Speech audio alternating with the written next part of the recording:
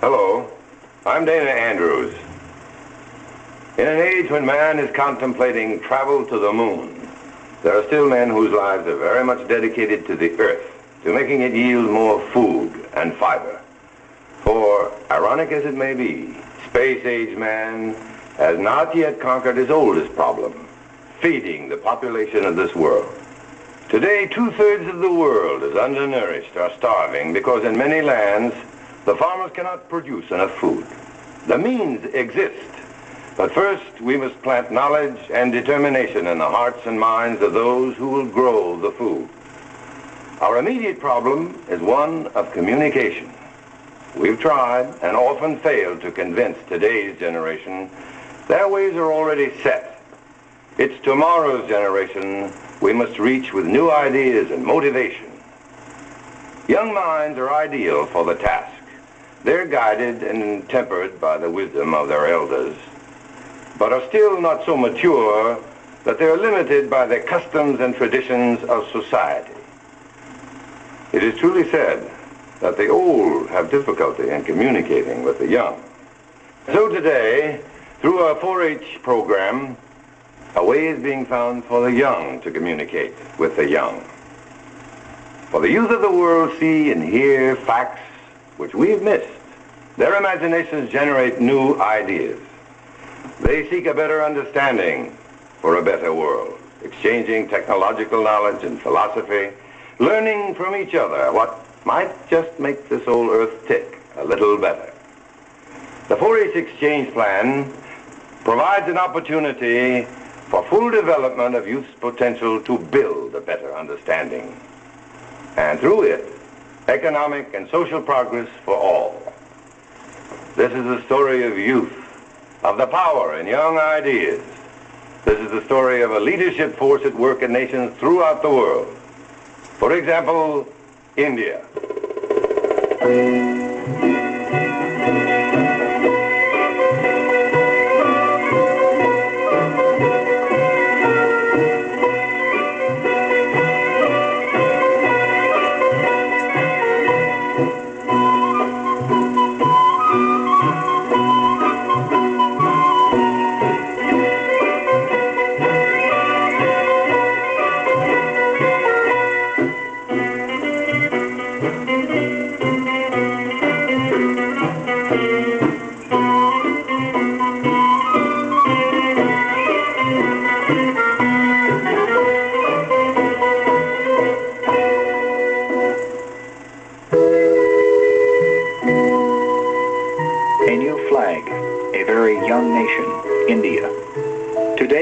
Generations salute the future, not her ancient past. Recently, my friends and I shared in that future. As young men and women from American farms, we stood for a great deal. I guess that's why I tried to stand so straight that first day.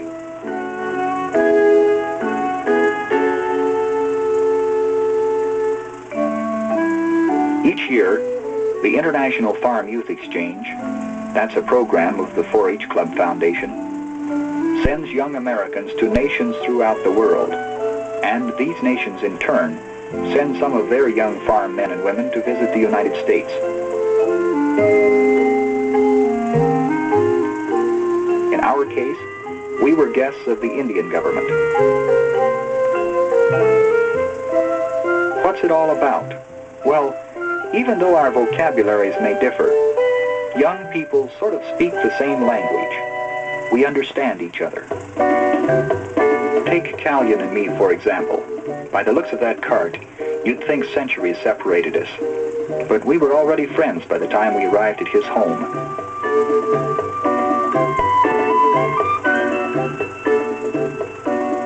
You see, each delegate had the opportunity to live with several families.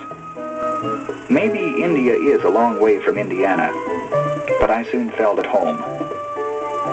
So did the other delegates.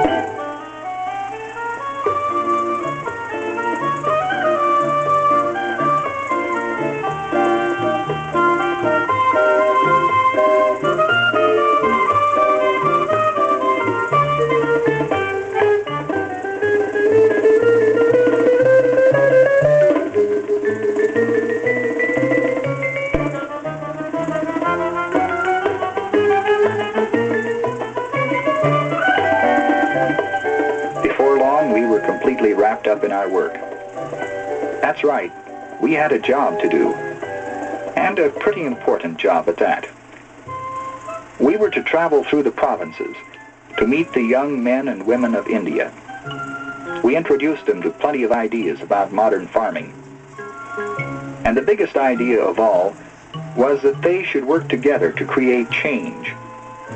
Unlike their elders, these guys and gals aren't resigned to accepting the problems of an ancient civilization.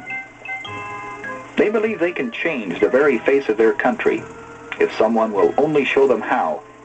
From their own determined faces, I believe they can too.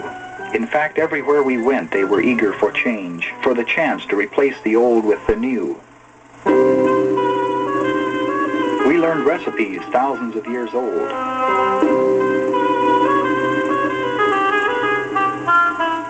And introduced a few of our own.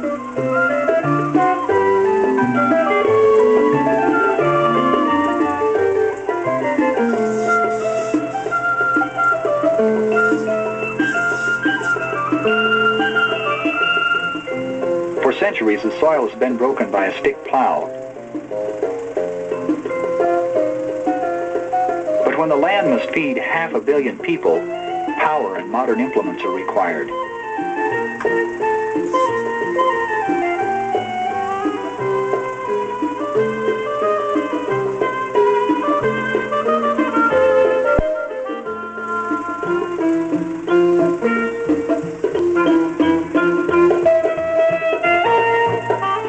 Water can no longer be measured by the bucketful.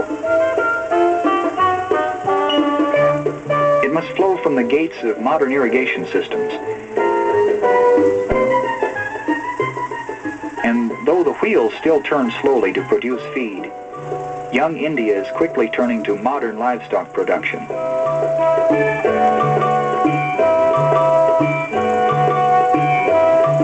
Once this field went without fertilizer. But this is changing.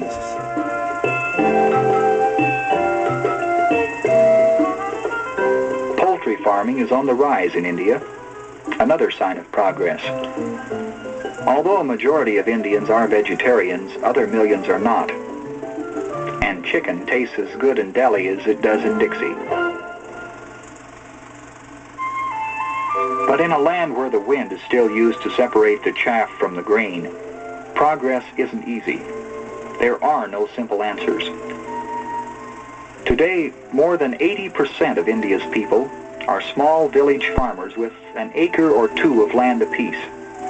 In a land of 500 million people, they can scarcely feed themselves. Before too long, India will be a nation of 600 million. But simply giving a man more land won't necessarily enable the Indian farmer to produce more. He'll need tractors, machinery, and fertilizer to increase production. And yet, even if he could feed 30 people, like each American farmer, he'd still have problems. For food needs to be processed. India needs canneries and slaughterhouses before it can really go to market. And meantime, what kind of market awaits the farmer? In India, even when food is transported to the marketplace, it is still difficult to reward the farmer. Without sufficient payment, he can scarcely afford modern farming methods. Actually, this young, determined generation is attempting to step from the shadows of traditions thousands of years old into the light of the 20th century. When an agricultural revolution succeeds, industrialization will follow. India looks to her young to build the future.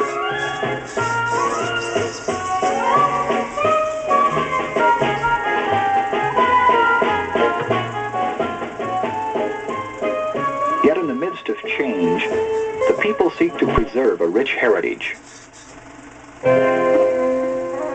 A heritage of beauty which surrounds their lives. The more color, the better. Color is everywhere.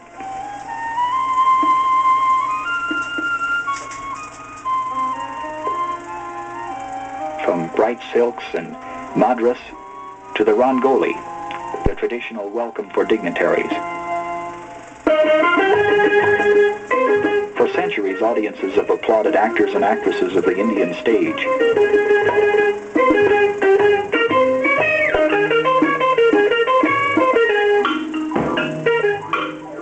With this kind of performance, who needs television? But it is the dance which truly unlocks this nation's creative spirit.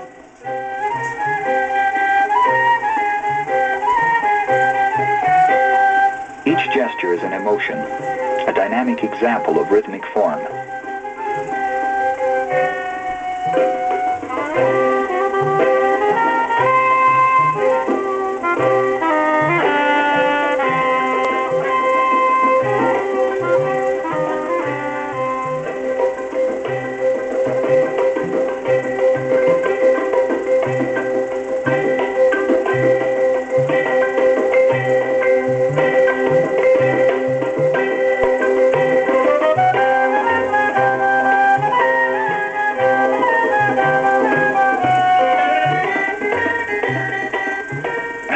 I'm not much of a dancer, but if you think an American has trouble keeping in step in India, imagine the problems an Indian has in the United States.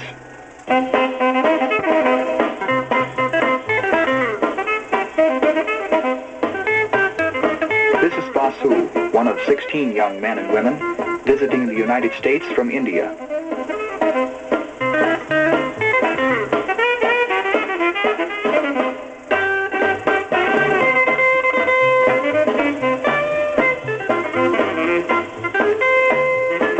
Few months he's been living with an American farm family in Nebraska.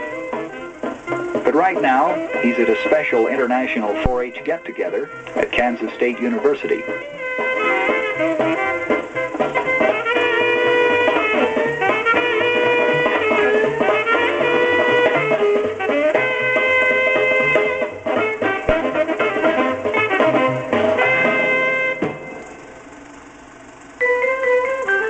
Get-together is known as the Midpoint Conference, and 4-H exchange delegates from around the world are gathered at Manhattan, Kansas, to discuss some of the things that they've been learning by living with host families on modern farms.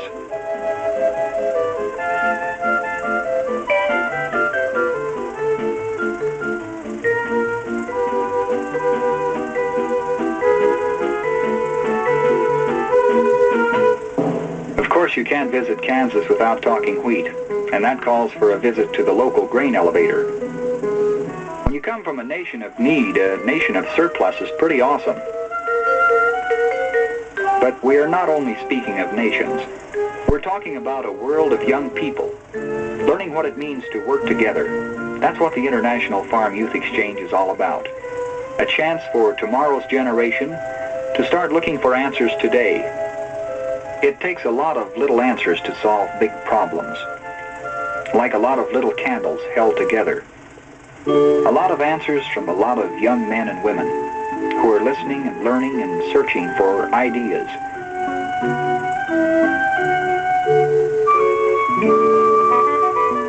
Young ideas that grow and succeed in the years to come.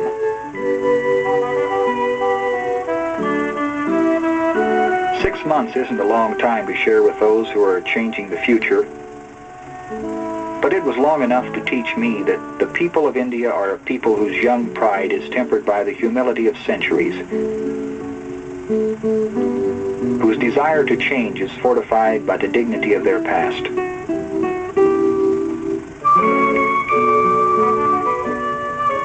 It was time to say goodbye.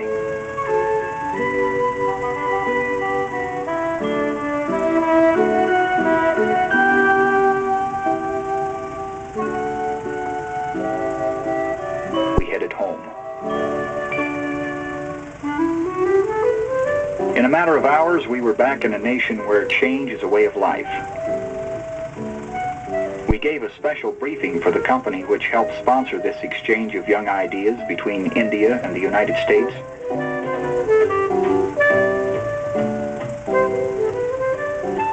Each of us reported on an aspect of the exchange which he found particularly interesting. The influence of India's religions, her present methods of farming, Some thoughts about her future as seen by the Hawaiian member of our group. The role of women and the need for more exchanges. However our experiences may have varied, we were all agreed on the positive impact of these exchanges. After our presentation, we did our best to answer questions. Actually, all this was good practice for the hundreds of talks we would be making during the coming year.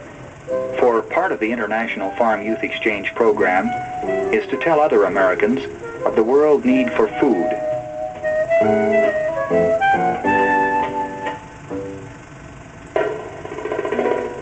But we're never so far away from our experiences that we don't recall them often.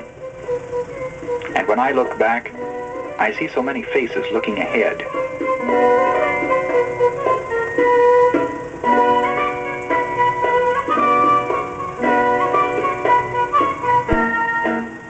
As members of the International Farm Youth Exchange, we're attempting to communicate with young people throughout the world.